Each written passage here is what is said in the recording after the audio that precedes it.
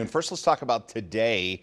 And you can see the Storm Prediction Center putting a big bullseye out here for parts of Mississippi, Alabama, even southeastern Arkansas and northeastern Louisiana. That's where the severe weather will happen today. Now, as we go into tomorrow, that shifts east, and we see that category 4 or moderate risk working right through our viewing area, touching just about every county in the viewing area, with a big risk for damaging winds, possibly hail, or even a tornado spinning up tomorrow. We will have to watch for that. Now, today, this sector hasn't really started to see the severe weather fire just yet. Pretty significant line out here to the west, and this will work into this warm, moist air. As it does, and these showers are coming up from the south, they will start to see some possibly long-ranging tornadoes on the ground causing severe damage. So we will have to watch for that today. Live look in our area, that cloud cover, that low cloud deck has been stuck here with the cloudy, cool air, and it's held the temperature down. 45, 80% humidity, and a northeast wind at 4 miles per hour. As a matter of fact, Oxford, you're barely in the 40s, 42, 46 in Roanoke Rapids, 48 in Chapel Hill. Slide south, 46 Sanford, 47 Fayetteville, 50 in Lumberton, 48 in Clinton. We zoom it out, you can see we're kind of dammed up in this cold air. It's warmer to the north. Louisville's almost 60. Jackson's in a really soupy air mass right now, 76, and that is bad news. That's a big time ingredient to make the recipe of severe weather. Now, if we look at the latest satellite radar composite, the low that's causing this is still back here. It's drawing up all this moisture, and the air circulates counterclockwise around this low. So we're in very cool air right now. Eventually, though, that counterclockwise circulation is going to grab hold of this warm, moist air. It's going to pull it up into us, and that will help prime the pump for that severe weather tomorrow. We zoom down in right now. This is the latest satellite radar loop, visible satellite, and you can see that cold air and the damp air is stuck right up against the mountains. And that low level air with all of that moisture stuck in it is keeping the cloud cover on us. And that's actually a good thing. It keeps the atmosphere more stable. It keeps the severe weather away. We want this cool air to stick around as much as we can as we head into tomorrow. So your first alert predictor forecast model, let's run it ahead. By 8 o'clock tonight, you can see not much happening here. I've got it zoomed way out. Here's the strong showers and thunderstorms down in Georgia and Alabama and even through Tennessee. But the line is still west of us by 8 o'clock tonight. As we go through the overnight and into tomorrow morning, there is that well-defined line of severe weather. Tomorrow morning, 6 a.m. approaching Atlanta, Georgia, and working through central Tennessee. Now, we will see a few showers pop ahead of this system tomorrow, but I don't think they'll be severe in the morning. As a matter of fact, if we see some rain tomorrow and some clouds, that will help hold the atmosphere down and hopefully hold some of the severe weather away.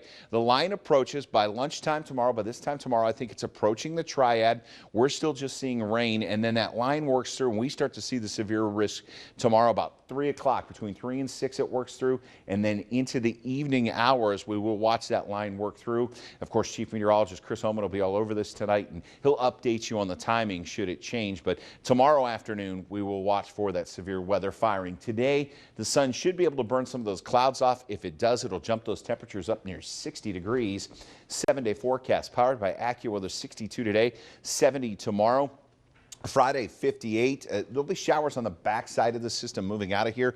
Colder air. I think temperatures will fall Friday afternoon. It'll be breezy. Saturday, 53. Sunday, 59. Monday, 64, and back near 70 by Tuesday. So, Don, what is the biggest threat for tomorrow? Well, John and Barbara, first let's show you that threat. This is the severe risk from the Storm Prediction Center from Georgia all the way up into our area. About 11 million Americans underneath that category 4 or moderate risk. It touches just about every county in the viewing area. And here's the biggest risk for tomorrow. According to the Storm Prediction Center, there's a high probability of wind damage from straight line winds tomorrow somewhere in this pink area. That is a high probability. We don't see that very often around here. And that would be straight line winds anywhere in the area. Could happen in any type of storm. We tend to see these bow echoes show up, and they can cause those damaging straight line winds in excess of 50 to 60 miles an hour. Well, what makes straight line winds so dangerous, and how are they different from what we might see in a tornado? Sure, sometimes straight line winds, John, can actually be the same speed or even greater than some of the smaller tornadoes. So we do have to watch for that. Now, we've got a high probability of wind damage. We've got a moderate risk for tornado probability in our area. Almost every county sees that moderate risk, so not quite as high, but still there's a 15% chance of a tornado happening somewhere in the area tomorrow. And I said this on the morning show, if you got on a plane and they said this plane's got a 15% chance of crashing, you might think twice about it. So even though it doesn't sound like a big number, it is a big number. Now here's something the Storm Prediction Center did. They painted these black marks on here. This tells us there's an elevated risk for larger tornadoes, EF2 or greater, and that's for the entire area. So if we do see a tornado pop up tomorrow, there's a greater than 10% chance that it could be EF2 or greater. And Don, how would you recommend people prepare for tomorrow?